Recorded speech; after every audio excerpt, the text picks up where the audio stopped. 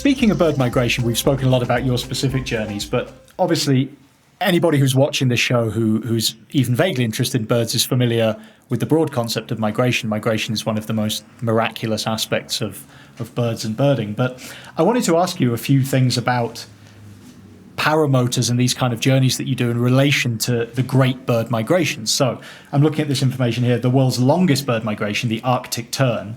These birds fly an average round-trip distance of 90,000 kilometers per year, pole to pole, from Greenland to the Weddell Sea and back again.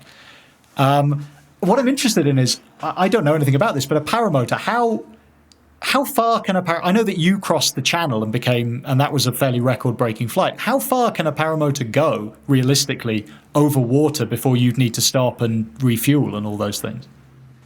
Well, I suppose the paramotor doesn't mind whether it's over water or over something else. The only thing is, if you have an engine failure, then you're definitely landing in the water. So that's a bit of a challenge. How far you can go at the moment really depends on how much weight, how much fuel you can carry on your legs and run. So you could put 3 wheels on and be a little trike, and then you could take off with a bit more. Unfortunately, I don't pay enough attention to the sport and the records, but somebody has gone over 1,000 kilometers in a paramotor, but that's with people helping them to take off. So someone on either side running along beside them, helping them to run before they actually get off the ground. Not very far. The Arctic tern is a bit of a superstar, and I'm not even gonna try. So the human Arctic tern, okay, that's off the table. The next one I wanted to ask you about. So the record for the longest non-stop flight of any bird is the bar-tailed godwit, and that's an individual was clocked at flying over 11,000 kilometers without rest from Alaska to New Zealand, 9 days non-stop, which is kind of mind-blowing. But what's the longest amount of time you flew on your journey without stopping? Oh, God, this is just putting me to complete shame. 3 hours and 15 minutes, I think. And that was when I actually ran out of fuel and landed. And that was way longer than I would have wanted to. To be honest, as a human being, birds are flapping and creating heat while they're flying, generally, unless they're thermaling, I suppose, and then they're in a warmer place. Would have been so cold. When you're not moving, it's quite hard to get enough movement going on to stay warm long enough. So Give me 2 hours max at a time. Okay, so human bar-tailed godwit, that's out. All right, next one. Sorry. I'm just checking off all these lists. Next one. I mean, no, this hasn't been exactly verified, but for example, the highest altitude migrations, there are climbers on the summit of Everest who've looked up to see bar-headed geese flying overhead, so higher than Everest.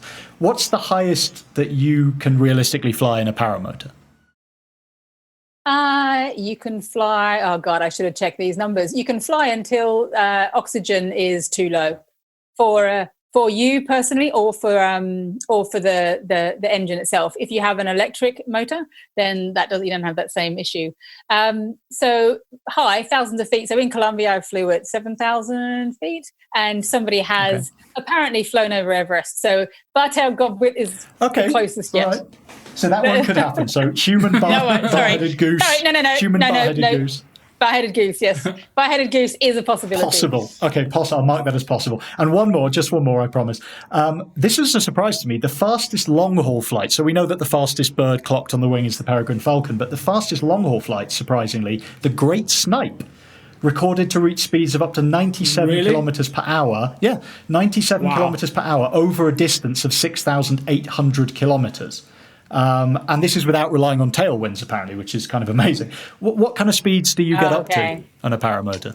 I thought we were going to be able to incorporate tailwinds because, as you go up, I'd love to know what altitude they were at. So as you go up, the winds get stronger and they also shift direction slightly. So actually, the fastest speed I got at altitude on Fly the Swans was 111 kilometers an hour. And at that time, I was thinking, I really hope on the ground the wind speeds are nothing like this. But that was with a 40 kilometer an hour tailwind. Oh wow, such a 1.5 birds too. Okay, so human great snipe, possibility.